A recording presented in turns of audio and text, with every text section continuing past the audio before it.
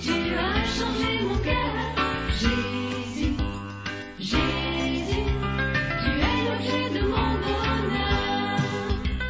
Tout pourrait changer, Oh oui, tout pourrait changer. si tu l'acceptais. Oh oui, si tu l'acceptais. Tout pourrait changer, Oh oui, tout pourrait changer. si aujourd'hui ton cœur, tu lui donnais. Jésus, Je voudrais saisir ces moments pour rendre grâce à Dieu et lui dire merci pour tous ses bienfaits à notre égard. Je voudrais aussi dire merci au pasteur principal, pasteur Jean-Marie Badiel et tous ses collaborateurs, pour ce privilège qu'il me donne de me tenir devant Dieu et de me tenir devant son assemblée pour qu'ensemble nous partagions la parole de Dieu. En écoutant les chants ce matin, je me suis dit que, comme d'habitude, Dieu fait bien les choses. Parce que les chants qu'a exécuté le groupe de louanges abordent ce que je veux parler avec vous ce matin. Nous sommes aujourd'hui, et tous me diront que c'est vrai, dans une génération et dans des moments où, quel que soit notre âge, nous vivons dans des moments de peur. Aujourd'hui, nous avons peur de tout. Et cette peur est généralisée. Et nous traversons des moments parce que justement, nous vivons dans la peur. Des moments pendant lesquels nous devons résolument nous tourner vers notre Seigneur. Parce que nous n'avons de secours qu'en lui seul. C'est lui seul qui peut faire en sorte que les tremblements dans lesquels nous sommes aujourd'hui là, ces tremblements-là disparaissent et nous laissent. Et je crois que cela, comme je l'ai dit, est vrai individuellement pour chacun de nous. Cela est vrai pour toutes nos familles. Cela est vrai pour toute notre nation. Et cela est vrai aussi pour l'Église. Ce sont des moments pendant lesquels il faut juste que le juste mette genoux à terre. Et comme l'a dit l'apôtre Jacques, que nous nous mettions en prière, parce qu'il n'y a que la prière du juste qui a une grande efficacité. Et nous savons que face à la frayeur, face à toutes les formes de peur que les vaillants hommes de Dieu ont rencontrés par le passé et maintenant, il n'y a eu que la proximité de Dieu par la prière qui a délivré. Et c'est ce que de grands hommes de Dieu que nous connaissons ont fait à travers toute l'histoire. Ça a été le cas de David. Lorsqu'il était en face de la frayeur, en face de l'angoisse, il retournait à Dieu.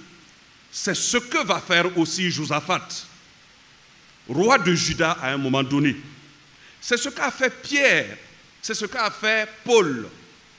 Et je m'arrête là parce qu'ils sont nombreux. Frères et sœurs, je ne vous apprends rien. Aujourd'hui, les jours sont mauvais. Nous sommes aujourd'hui dans une période de questionnement. Questionnement pour le monde entier parce qu'on ne sait pas où on va. Questionnement pour notre nation parce que nous ne savons pas de quoi demain sera fait. Questionnement même pour nos familles, pour nous, nos enfants. Quand je parle de cela, on ne dirait pas que c'est un chrétien qui parle. Mais c'est la réalité aujourd'hui. Et chacun de nous, nous vivons cette situation.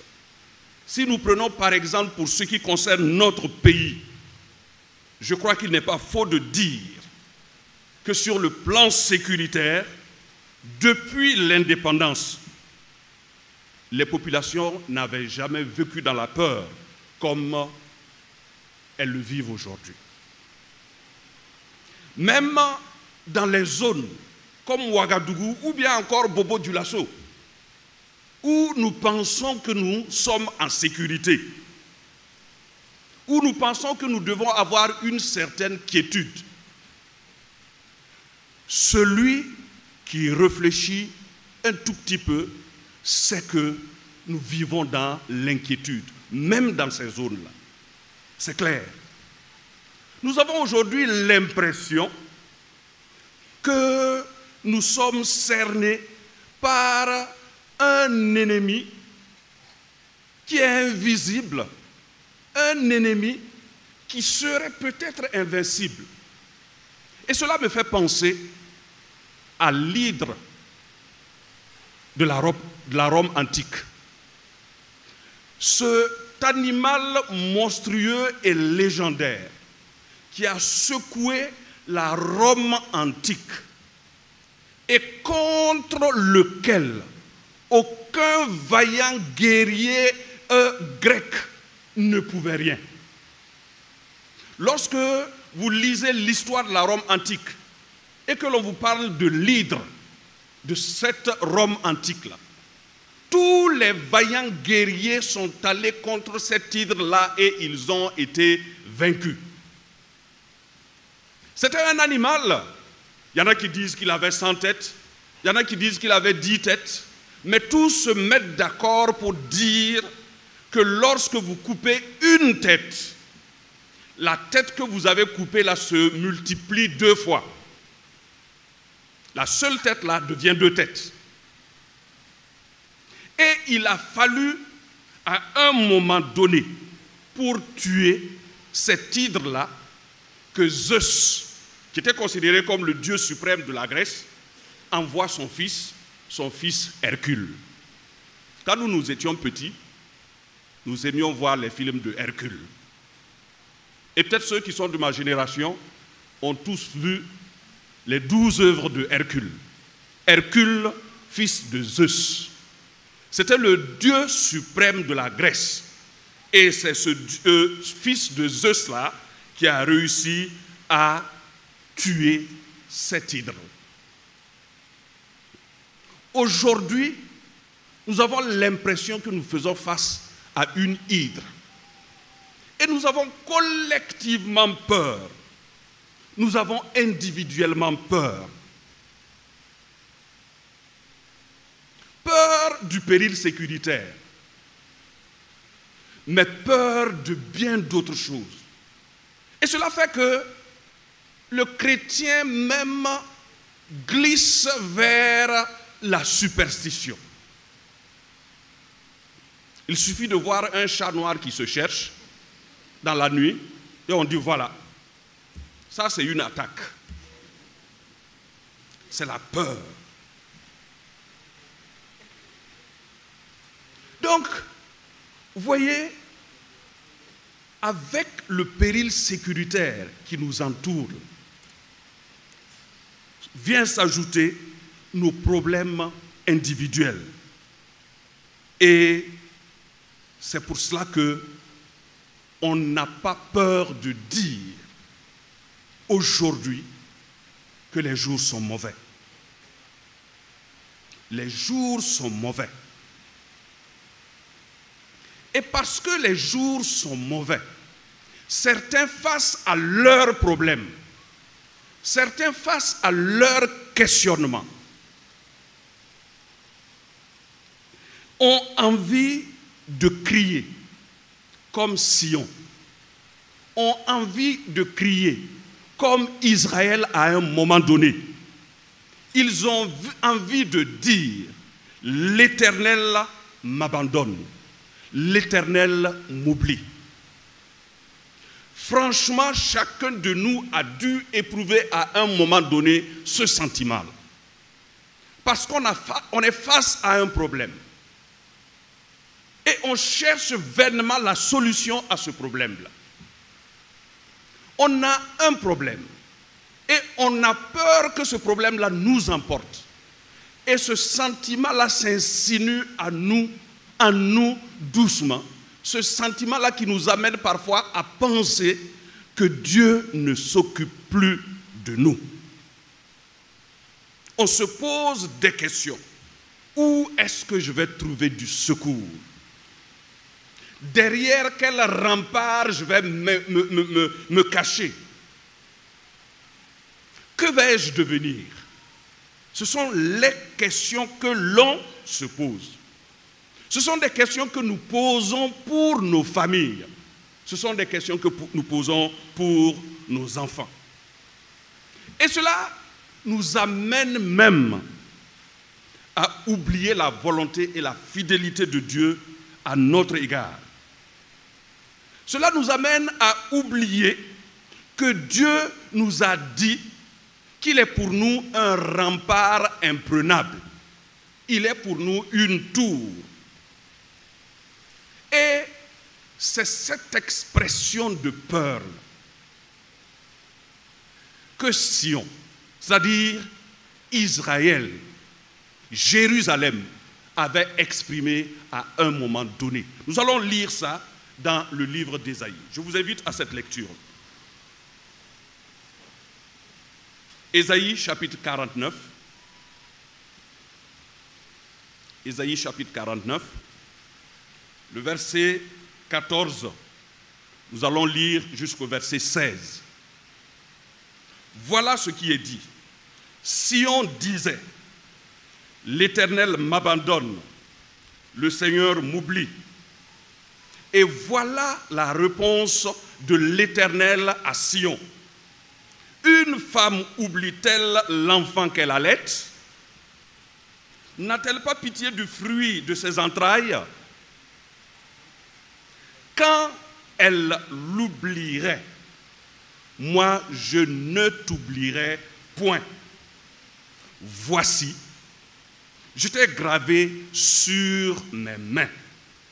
Voilà la réponse que Dieu donne face aux inquiétudes de Sion. Et ce sont ces inquiétudes-là que nous éprouvons aussi parfois face à nos circonstances. Et Dieu nous pose cette question-là. Une femme oublie-t-elle son nourrisson? N'a-t-elle pas compassion du fils, de son fils, du fruit de ses entrailles? Et là, je pense à une de mes filles. Elle a eu son enfant, c'était son premier enfant. Et comme la plupart des jeunes filles, des jeunes dames, je dirais, qui n'ont jamais eu d'enfant, qui n'avaient jamais allaité, elle avait des problèmes pour allaiter. Et parce qu'il faut savoir tenir l'enfant. À un moment donné, son sein lui faisait très mal, était devenu une grosse plaie. Mais lorsque l'enfant avait besoin de téter, elle donnait le sein. Elle donnait le sein en criant. Parfois, je me disais qu'elle exagérait. Mais j'ai compris que ça lui faisait très mal. Donc, bien qu'elle souffrait, en tant que femme, bien qu'elle souffrait le martyre parce que son sein était, le bout de son sein, de ses seins était devenu une plaie, elle donnait à téter à son enfant. Une femme ne peut pas oublier l'enfant qu'elle a porté dans ses entrailles. Une femme ne peut pas avoir compassion de l'enfant qu'elle a dans ses entrailles. De la même manière, l'Éternel nous dit, quelles que soient les circonstances, il ne peut pas nous oublier. Et l'Éternel nous dit que même si la femme peut oublier son enfant, lui, l'Éternel, il ne peut pas nous oublier parce qu'il nous a gravés dans ses mains. Il nous a gravés dans ses mains.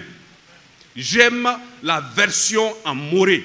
Dans la version en moré, on dit que l'Éternel a écrit notre personne sur sa main avec un burin. Il a cisaillé ses mains pour nous inscrire dans ses mains. De cette manière-là, il ne peut jamais nous oublier. Jésus-Christ demeure notre rempart. Frères, sœurs, face à nos inquiétudes, face à nos peurs, face à nos difficultés qui nous semblent souvent insurmontables, tournons-nous résolument vers notre Père Céleste. Il est Adonai. Il est Adonai. Adonai, c'est le Seigneur dont nous dépendons. Et lorsque nous l'appelons Adonai, il sait que nous, entièrement, c'est de lui que nous dépendons. C'est un Dieu qui ne nous abandonne jamais, car son amour, car sa fidélité n'ont pas de limite. En ces moments d'inquiétude, je voudrais demander que nous restions très en éveil. Parce que vous voyez, quand nous sommes inquiets, quand nous vivons dans l'inquiétude, nous devenons faibles. Nous perdons beaucoup de moyens. Et lorsque nous perdons beaucoup de nos moyens, le diable le sait. Et c'est en ce moment-là qu'il vient à nous, et si nous ne faisons pas attention, nous tombons dans ces pièges. C'est pourquoi en ces moments-là, l'apôtre Pierre nous recommande dans son épître au chapitre 5, verset 8, de rester éveillés. Restons sobres, veillons et prions, car notre ennemi, le diable, rôde comme un lion rugissant, cherchant qui dévorer. Lorsque nous sommes dans ces périodes de questionnement, parfois on s'accroche à tout. Et en s'accrochant à tout, on peut s'accrocher à la plus mauvaise chose. Nous devenons très faibles, frères et sœurs. Et voilà pourquoi il faut dire comme l'apôtre Paul, alors que je suis faible, c'est en ce moment que je suis fort, parce que c'est Dieu qui est en moi. Frères et sœurs, les temps sont mauvais. Ce sont des temps d'inquiétude. Et il arrive qu'en ces moments d'inquiétude-là, nous cherchions vainement qui va nous rassurer. Mais, alors qu'il y a le vide autour de nous, parce que tous sont partis, parce que c'est cela aussi, quand tout va bien, tous nos amis sont là, toute la famille est là. Mais quand nous commençons à avoir des problèmes, les gens s'en vont. Nos amis même s'en vont. Ceux que nous croyions être plus que des amis, des frères, ils sont partis. Parfois même la famille nous abandonne. Mais en ces moments-là, justement, le Seigneur, lui, il est là. Le Seigneur est présent. Il n'abandonne pas ses enfants. Et j'ai l'habitude de dire que nous, chrétiens, nous avons un privilège. Parce que non seulement Dieu est Dieu, mais aussi il est notre Père. Par Jésus-Christ, il est aussi notre ami. Et là, c'est le vrai mot ami avec grand A.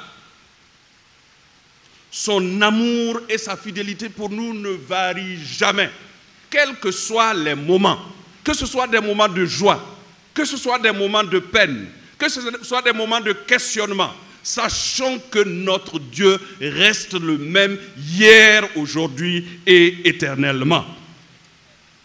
Son amour pour nous, le secours qu'il nous donne, c'est un amour et un secours qui sont fidèles, et un secours et un amour qui sont solides.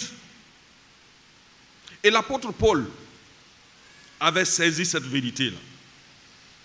Et c'est pourquoi, malgré ses souffrances, parce que si quelqu'un a souffert, c'est l'apôtre Paul, malgré ses souffrances, malgré les menaces de mort auxquelles il a été exposé, il a pu dire qu'il est persuadé que ni la mort, ni la vie, ni les anges, ni les dominations, ni le présent, ni l'avenir, ni les puissances, ni les êtres d'en haut, ni ceux d'en bas, ni aucune créature ne pourra nous séparer de l'amour de Dieu en Jésus-Christ, notre Seigneur. Je voudrais avoir cette force de l'apôtre Paul. C'est comme ça qu'on peut triompher de toutes les adversités. Avec cette assurance, Paul a pu vaincre toutes les angoisses. Il a pu faire face à toutes les adversités. Il a pu faire face aux ruses de Satan. Et il est sorti vainqueur. Et si Paul nous a laissé ses épîtres, inspirés par le Saint-Esprit, c'est pour que nous prenions sa voix à lui. C'est pour que nous l'imitions. Paul a réussi à vaincre toutes les formes d'adversité. Et il a pu dire à la fin qu'il a été plus que vainqueur par Jésus-Christ son Seigneur. Que Dieu nous donne à nous aussi de pouvoir le déclarer. Parce que c'est la vie qui est ainsi faite. C'est la vie qui est ainsi faite, qui que nous soyons. Nous avons des problèmes. Moi, j'ai la chance d'être le responsable d'un grand établissement. Et je vois les enfants, très souvent, nous qui sommes grands, nous qui sommes responsables, chefs de famille, etc., nous avons l'impression que les enfants n'ont pas de problème. Mais lorsque nous prenons un tout petit temps d'écoute de ces enfants-là, nous comprendrons que parfois ces enfants-là, non, même pas parfois, souvent ces enfants-là, ont plus de problèmes que nous. Les enfants marchent avec de nombreux problèmes. Voilà pourquoi je saisis l'occasion pour inviter chaque parent, chaque père, chaque mère à être à l'écoute de son enfant. Plusieurs enfants se perdent. Plusieurs enfants tombent dans l'utilisation des stupéfiants parce qu'ils croient que les parents ne les écoutent pas. Les parents ne s'intéressent pas à eux. Donc, ils cherchent leur propre solution. Réagissons toujours comme Paul. Réagissons comme des parents qui ont rencontré le Seigneur. Et des parents qui savent que les enfants que nous avons là, en fait, ils ne nous appartiennent pas à nous. Ce sont des enfants que Dieu nous a confiés à gérer pendant un certain temps. Nous sommes des intendants de Dieu vis-à-vis de ces enfants. C'est une parenthèse que j'ouvre pour dire que nous devons savoir réagir. Nous devons nous efforcer d'avoir Dieu pour recours. Et nous devons pouvoir dire, comme les fils de Corée, lorsque Josaphat avait des problèmes, les fils de Corée ont chanté, ont crié à Dieu. Et ils ont dit dans leur chant, Dieu est pour nous un refuge, un appui, un secours qui se trouve dans la détresse. Et c'est pourquoi nous sommes sans crainte quand la terre est bouleversée. C'est pourquoi nous sommes sans crainte quand les montagnes chancellent au fond des mers. C'est pourquoi nous sommes sans crainte quand les eaux des mers grondent, quand elles écument, quand elles ébranlent les montagnes qui se soulèvent. C'est-à-dire, quelle que soit l'adversité, l'enfant de Dieu doit être sans crainte parce qu'il connaît qui est à côté de lui. Nous devons être sans crainte parce que nous savons que Dieu est notre Père et il ne nous abandonnera jamais. Il est vrai, parfois il prend des décisions que nous ne comprenons pas, mais il est souverain. Il est souverain. Face à nos problèmes, nous nous agenouillons et nous nous attendons à une réponse. Il se peut que la réponse de Dieu ne soit pas la réponse que nous attendons. Mais sachant une chose, il prend toujours cette décision souveraine à notre égard pour notre bien, parce qu'il nous aime. Même ceux-là qui n'ont pas notre Dieu pour Dieu, et parfois qui nous font du mal, qui nous persécutent, savent une chose. Notre Dieu là, il est très bon. Notre Dieu là, il nous entoure. Notre Dieu là, il fait de nous des personnes invincibles. Même ceux qui ne connaissent pas notre Dieu là, en nous regardant parfois, le disent. Et parfois, au lieu du service, ou bien dans votre communauté, là où vous êtes, les gens se demandent quel est votre wak, quel est votre gris-gris. C'est vous seulement qui savez que votre gris-gris, c'est Jésus. Notre wak, c'est Jésus. Et ces gens-là qui ne connaissent pas Dieu, parfois le savent mieux que nous. Et cela me fait toujours penser à cet empereur romain de la fin du IIe siècle. Il s'appelait Marc Aurèle. En grec, on l'appelait Marcus Aurelius. Il a régné sur la Grèce antique de 161 à 180, évidemment après Jésus-Christ. C'est un des grands persécuteurs des chrétiens. Il a persécuté les chrétiens. Il a persécuté les chrétiens quand il était seulement général de l'armée romaine sous César. Il a continué à persécuter les chrétiens quand lui-même est monté sur le trône en 161 après Jésus-Christ. Il avait conquis une grande partie de l'Europe. Vous savez que la Rome antique avait conquis une grande partie de l'Europe.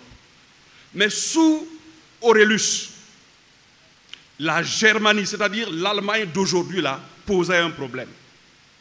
Et Marc Aurelius a mené plusieurs campagnes pour réussir à vaincre la Germanie. Un jour, donc, alors qu'il était en campagne contre la Germanie et marchait vers les frontières germaniques, la nuit les a surpris et il était obligé de faire la pause avec sa troupe. Malheureusement, au moment où ils sont arrêtés pour se reposer,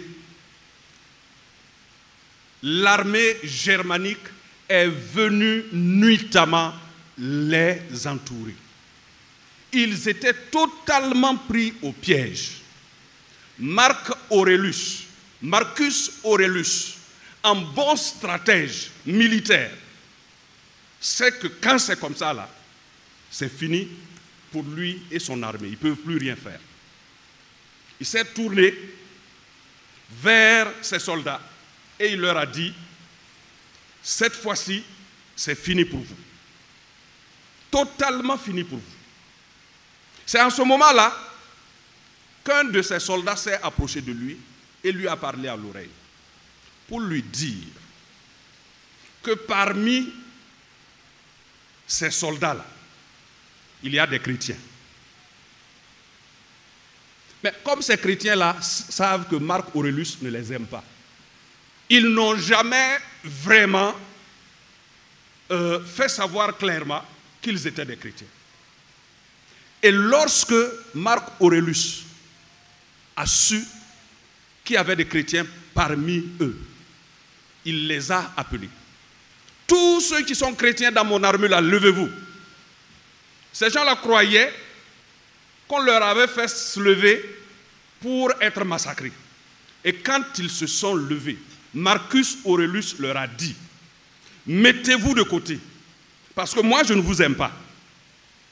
Mais je sais une chose, le Jésus en qui vous croyez là, il a fait beaucoup de miracles et moi-même j'ai vu certains, j'en ai entendu parler. Mettez-vous de côté, priez pour qu'il nous sauve. Voyez un persécuteur. Ces chrétiens-là se sont mis de côté et ils ont commencé à intercéder. L'histoire, ce que je vous raconte là, c'est une histoire. C'est écrit dans les livres. Lorsqu'ils ont commencé à prier, les Allemands qui avaient entouré, les Germaniques qui avaient entouré l'armée romaine, ont commencé à entendre des pas autour d'eux-mêmes. Et les généraux germaniques se sont dit, ah voilà, ça ne pouvait pas être aussi simple que cela. Réussir à attraper ce grand général-là, facilement comme ça, il nous a encore eu. Il y a un deuxième front qu'il avait mis en place et que nous ne savions pas.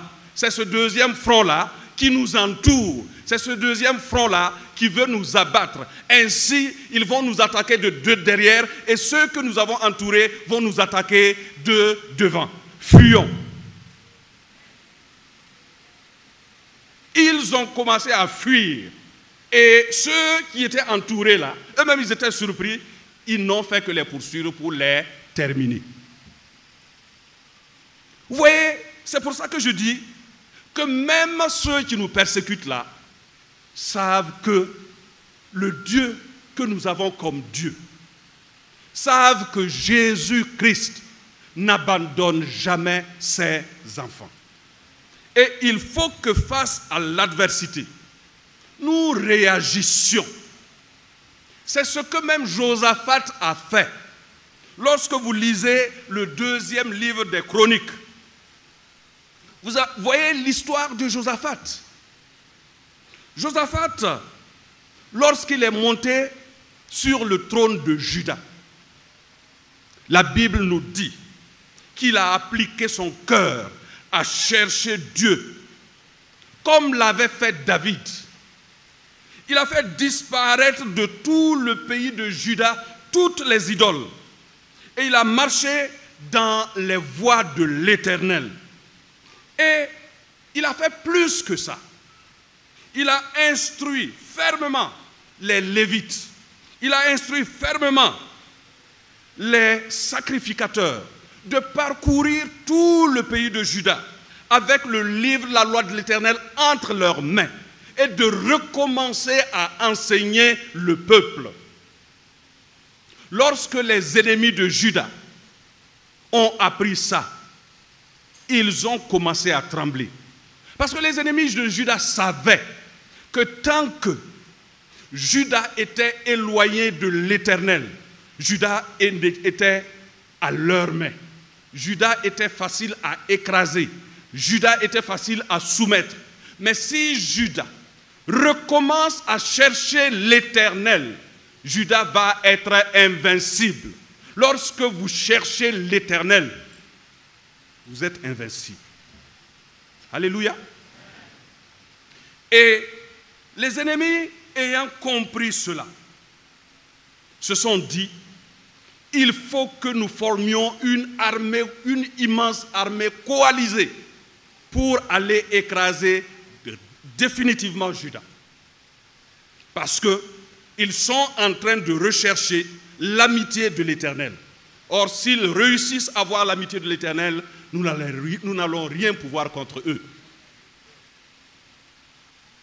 Et c'est donc pour cette raison-là que les ennemis jurés de Juda, lorsque vous lisez dans le livre des Chroniques, on les cite, certains, les fils de Moab. Vous savez que les Moabites sont issus de l'union inceste entre Lot et sa fille cadette.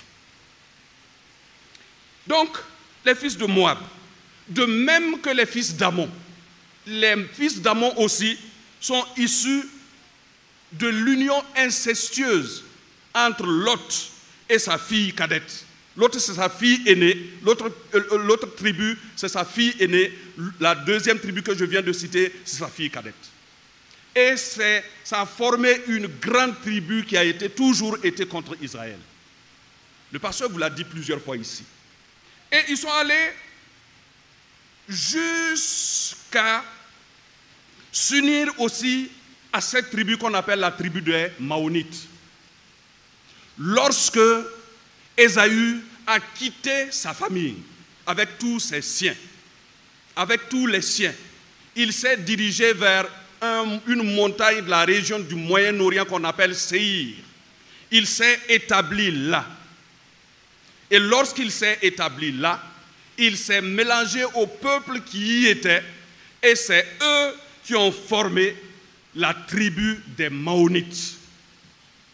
Cette tribu des Maonites va s'ajouter à la tribu des Moab et à la tribu des Ammonites pour ensemble aller contre Jéhoshaphat et la tribu de Juda. Vous voyez, c'était une grande armée. Évidemment, comme nous aujourd'hui, Jéhoshaphat est tombé dans la frayeur et c'est normal. Il est tombé dans la frayeur face à cette vaste coalition qui marchait contre elle. Or, vous savez que Israël n'avait pas une armée de métier. L'armée d'Israël était une armée de circonstances. Un peu comme l'armée du royaume des Moussé. C'est quand ça chauffe là, on appelle les Gandarous. Venez, il y a une guerre, allons contre la guerre. Et face à une coalition d'armées de métier, on ne peut pas ne pas avoir peur. Et ce qui est merveilleux, dans sa frayeur, alors qu'il avait vraiment peur, Jéhoshaphat s'est disposé à chercher l'Éternel. Lisez dans 2 Chroniques au chapitre 20, versets 3 à 4. On nous dit, Jéhoshaphat se disposa à chercher l'Éternel. Et il a publié un jeûne pour tout Juda, qui s'assembla pour invoquer l'Éternel. L'on vint de partout. On vint de toutes les villes de Juda pour chercher la face de l'Éternel. Tout Juda s'est réuni en un seul lieu, dans le jeûne et la prière, pour chercher la face de l'Éternel face à cette coalition. Et la Bible nous dit, l'Éternel voyant leur confiance en lui, l'Éternel voyant leur consécration, va envoyer son prophète Jécaziel leur dire, ne craignez point, ne vous effrayez point devant cette multitude nombreuse. J'aime cette répétition-là. Cette multitude nombreuse. Parce que quand on dit une multitude, c'est qu'elle est nombreuse. Mais la Bible a dit cette multitude nombreuse. Car ce ne sera pas vous qui combattrez, ce sera Dieu. Dans la version en moré, il est dit, Jécaziel va leur dire de ne pas avoir peur, parce que cette guerre-là, c'est d'abord ma guerre. Ce n'est pas leur guerre. Lorsque vous êtes dans la frayeur, frères et sœurs, lorsque vous ne savez plus que faire, faites comme Jéhoshaphat. Mettez-vous résolument dans votre maison, priez le Seigneur et dites-lui que c'est sur lui seulement que vous comptez, en le célébrant. Ce n'est pas en vous mortifiant, ce n'est pas en vous, qu'est-ce que je veux dire, à être là dans la... Non, célébrez l'Éternel avec certitude. Célébrez-le à haute voix dans vos périodes d'inquiétude. C'est ce que les fils de Corée ont fait. Et Jécaziel leur a dit, le Seigneur m'a dit de vous dire, lorsque vous irez contre cette armée-là, laissez vos flèches dans vos carquois. Laissez vos épées dans leurs étuis. Allez avec l'arche du Seigneur. Mettez les Lévites et les chantres derrière. Allez en chantant. Allez en invoquant le nom de l'Éternel. Allez en louant l'Éternel. Et regardez ce que l'Éternel va faire. Et c'est ce que l'armée de Josaphat a fait. Ils se sont mis derrière les chantres. Ils se sont mis derrière les fils de Corée qui ont commencé à louer l'Éternel, qui ont commencé à proclamer que l'Éternel est leur rempart, qui ont commencé à proclamer qu'il n'y a personne au-dessus de leur Dieu. Et lorsqu'ils ont commencé à dire cela, l'armée coalisée, cette multitude nombreuse, a entendu de grands pas, des pas de géants, et ils ont pris la panique, ils se sont enfuis, comme l'exemple que je vous ai donné tout à l'heure. Ils ont fui, et les hommes de Juda n'avaient plus qu'à les achever. Ça se trouve dans la parole de Dieu. Frères et sœurs, Dieu ne nous oublie pas. Quelle que soit notre situation, ne nous morfondons pas. Glorifions Dieu. Ne nous morfondons pas. Élevons son nom. Parce qu'il nous connaît. Il nous l'a dit. Chaque cheveu de notre tête est compté. Et pas un ne tombe sans qu'il ne soit au courant. Pourquoi avoir peur? Face à ce tigre, face à cette bête, face à cet ennemi contre lequel nous pensons ne rien pouvoir, sachant que nous avons un Dieu qui peut tout. Sachant que nous avons Jésus-Christ. Jésus-Christ est notre Hercule. Alléluia. L'Hercule des Grecs est un fils de faux dieu. C'est vrai, c'était leur Dieu suprême à eux, mais c'était une idole. Notre Hercule, Jésus-Christ, est le fils du Dieu vivant et il est vivant. L'Éternel nous dit, j'aime Éphraïm. Lisez dans Jérémie, chapitre 31, verset 20. L'Éternel me dit de te dire qu'il t'aime.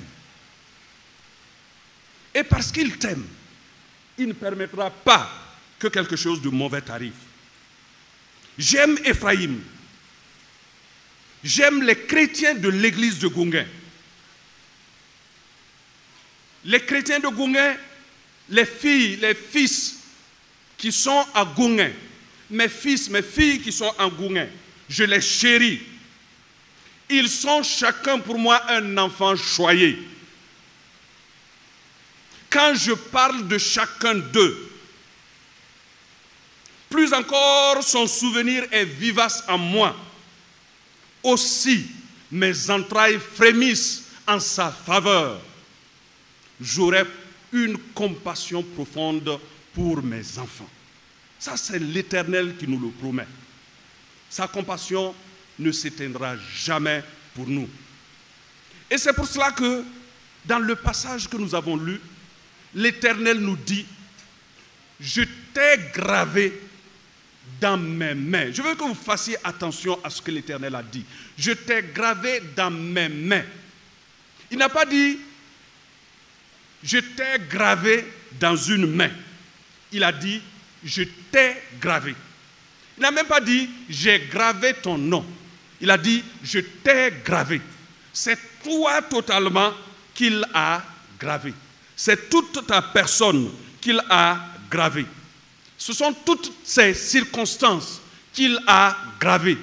Dans son omniscience, ce sont toutes tes frayeurs que tu vis maintenant. Toi, tu ne les connaissais pas. Mais lui, dans son omniscience, il les avait déjà vues. Et il les a gravées dans ses mains. Il n'a pas dit dans une main, dans ses mains. Il ne peut jamais oublier. Les cicatrices de ses mains vont continuellement poser tes problèmes devant l'Éternel, ton Dieu. Voilà pourquoi il est réellement bon d'appartenir à notre Dieu. Parce que notre Dieu te dit ce matin, je m'engage vers toi. Dans tout ce que je fais, sache que je pense à toi. Il ne faut pas que tu oublies que je m'occupe de toi. Je t'ai au premier plan de mon esprit. Sache que tu es au premier plan dans le cœur de Dieu. Au premier plan dans le cœur de Dieu dans toutes tes angoisses. Au premier plan dans le cœur de Dieu dans tout ce que tu crois comme insurmontable. Et Dieu a une solution. Ce sont des paroles que je voudrais très réconfortantes pour chacun de nous. Parce que comme je l'ai dit, autant que nous sommes, nous avons nos angoisses. Autant que nous sommes, nous avons nos inquiétudes. Autant que nous sommes, nous avons nos circonstances. Mais sachons une chose, l'Éternel nous a gravés dans ses mains. L'Éternel nous a gravés dans ses mains. Et il nous assure de sa présence pour chacun de nous, quelles que soient les circonstances. David, ce vaillant héros, l'a su très tôt. Il l'a su dans toute sa vie. Voilà pourquoi lui aussi, il a pu déclarer, oui, le bonheur et la grâce m'accompagneront tous les jours de ma vie. C'est dans Psaume 23, verset 6. David ne voulait pas dire qu'il ne lui arrivera que de bonnes choses. Ce n'est pas ce que David veut dire. Mais David voulait simplement exprimer sa totale confiance en l'Éternel. Il savait que l'Éternel l'avait gravé dans ses mains. Il ne pouvait plus avoir peur. Et je veux que nous ayons cette confiance, cette assurance de David. Que nous puissions savoir, comme l'a dit Paul aux Romains, toutes les choses concourent au bien de ceux qui aiment le Seigneur. Que Dieu nous donne de toujours lever les yeux vers lui. Alléluia.